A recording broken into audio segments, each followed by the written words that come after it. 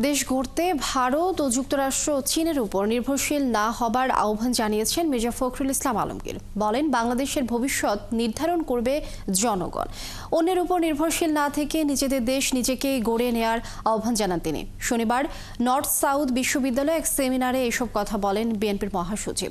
তিনি বলেন, নিজেদের মধ্যে মতের অমিল ও ভিন্ন চিন্তা থাকলেও দেশের স্বার্থে ৭১ আর ২৪ সব ক্রান্তিকালে এক হয়ে লড়াই করেছে দেশের সব শ্রেণী পেশার মানুষ। গণতন্ত্র কারো উপর চাপিয়ে দেবার বিষয় না উল্লেখ করে দেশের সুন্দর আগামীর জন্য গণতন্ত্র চর্চার বিকল্প নেই বলেও মন্তব্য করেন তিনি।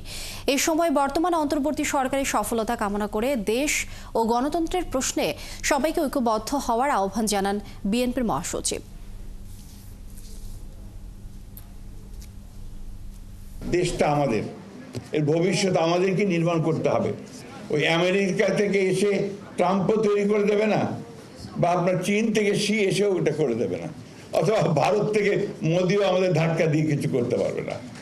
এই যে বিষয়গুলো, এটা আমাদের মধ্যে, আমাদের মনের মধ্যে, আমাদের অন্তরের মধ্যে গেঁথে নিতে হবে।